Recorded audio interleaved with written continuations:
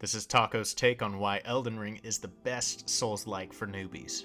FromSoftware is the video game developer that most people know of nowadays for introducing us to the Souls-like genre. They went ahead and translated the famous quote by Robert the Bruce from, "If at first you don't succeed, try, and try again," to die, and die again. For those of you that don't know what these games are like and are interested due to all the hype for the 2022 Game of the Year, allow me to give you my take. Before we jump in, if you enjoy this video, please like, comment any opinions you may have, and subscribe.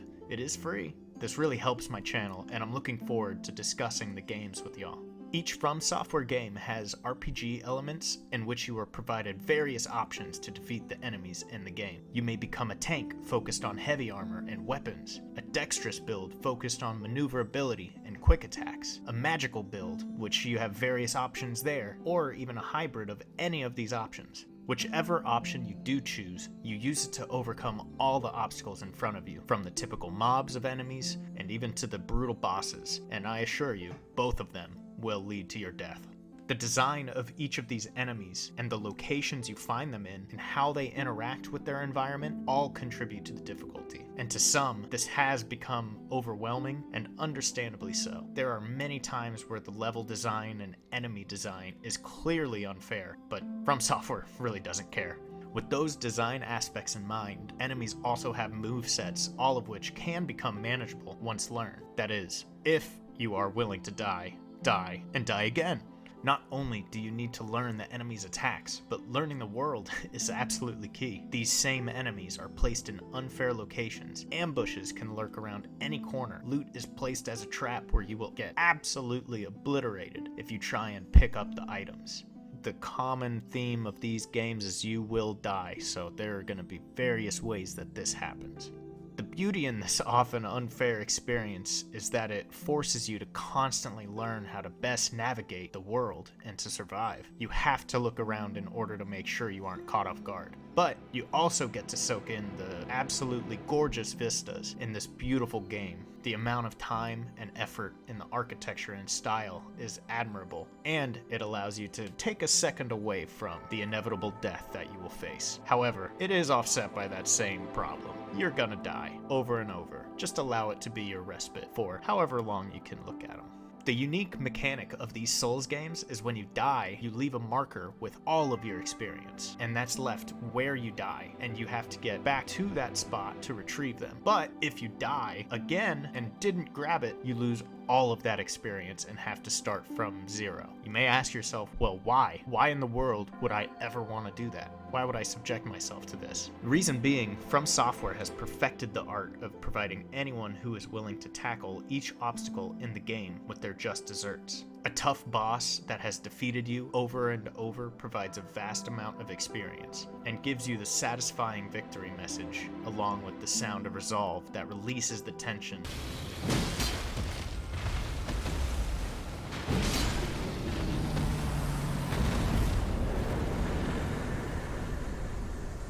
Or hell, even getting past a large group of enemies, it'll finally lead you to a chest that gives you loot. Oh my god, what the hell is this? Okay, bad example. What is true is the futility that every person feels in these games is finally over, and you are provided with this massive sense of triumph. That is, until you find the next area, or boss, or enemies that are just going to do the exact same thing to you, for you then to rinse and repeat. The main problem with most of the FromSoftware games is that you must face the same obstacle over and over again, due to the more linear game design. There are some branching paths where you have more than one option, but each area is still designed in a linear fashion, so you have to pick your poison. This formula has resulted in many people either giving up or outright refusing to play these games, which is where Elden Ring comes in to provide a spin on this brutal gameplay, in my opinion. Utilizing the same core mechanics introduced in the original Souls games, Elden Ring expands its setting to an open world environment. This is a drastic change from the Souls games. How you explore the world is entirely dictated by what you're wanting to do, as opposed to following one or a couple linear paths available to you. Are the enemies too tough? Is a boss kicking your ass? Are you just not sure what you want to do in your current area? Well, hop on Torrent and do whatever the hell you want. That's the beauty of Elden Ring. You are encouraged to explore the world, and you are justly rewarded with experience, new armor or weapons, or even fast travel points, which is new in this game too. Although some of the charm and challenge is taken away from how the enemies and world are intertwined, as the cost for this exploration had to come at the expense of the enemy's strength. I mean, no one wants to be going through mobs of enemies that are just outrageously unfair in the open world. That goes against the point of the open world. The enemies encountered on the road often are weak and throwaway mobs that are uninteresting. This holds true only for enemies that you are strong enough to fight, however, as this has been counteracted by Elden Ring having areas be for certain levels. The level for each area isn't clear, but it is a little easy to figure out just based on the damage you do or how quickly you die. I don't think this is entirely a negative though, as Elden Ring is designed with those two worlds in mind, the exploration world and the Souls-like world. During your time exploring, you will often stumble on the Souls-like world areas. These areas are the catacombs or the various castles where you get to experience the original design in the other Souls games. The areas are labyrinthian. You must solve puzzles. You have to open shortcuts, fight enemies in a world designed to make it difficult, and finally fight the boss. You get the good old experience of the old Souls games. But the major difference is, if this area is too much for you, you can simply go back to the exploration world until you're ready to come back. With the strengths of Elden Ring's open world, there are certainly inherent flaws that are a large part of the sandbox open world games genre in general.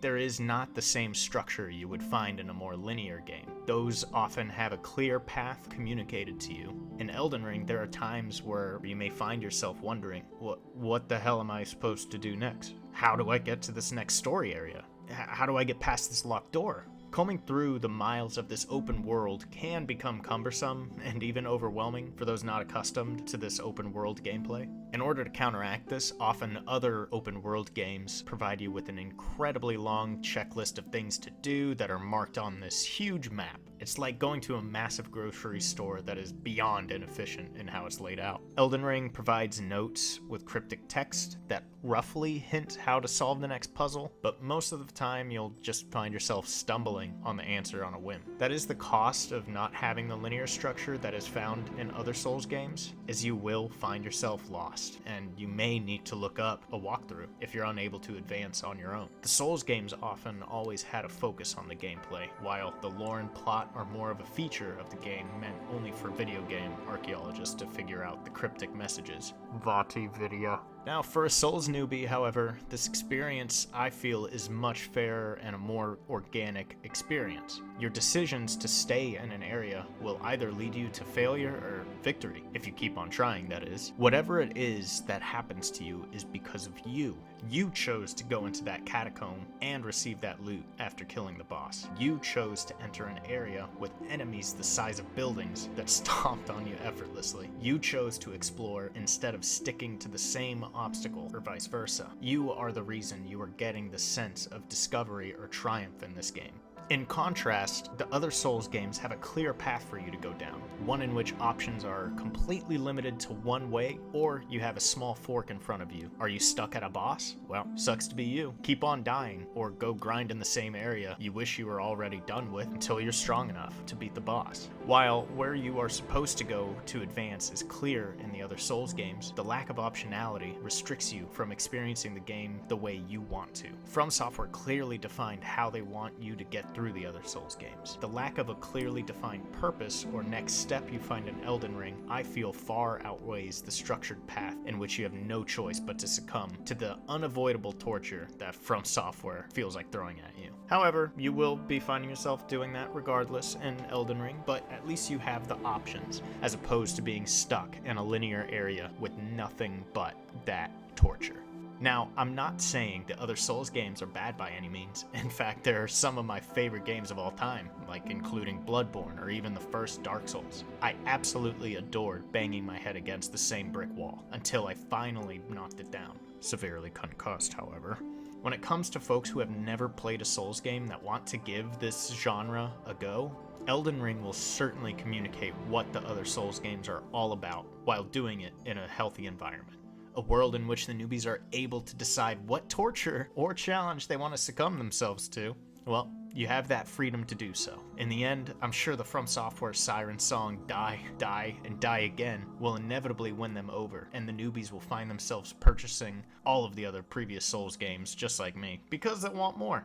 And in conclusion, I really do have to say I think Elden Ring is the way to go for you newbies out there that want to give it a go. So please enjoy. I certainly love this game. I really do think that this game is the perfect way to get introduced to the Souls-like genre. It's fair, but also still brutally difficult and fun if you are willing to succumb yourself to those tortures. I adore this game and want others to experience FromSoftware's genius game design. So please recommend this to your Souls newbie friends that may be thinking they want to try it out. Thank you all for watching and listening to my review of Elden Ring and FromSoftware in general. Please like, comment, and subscribe, and feel free to leave your opinions and critiques too. And please don't forget to grab a taco on your way out and be sure to take it easy. This is Taco's Take.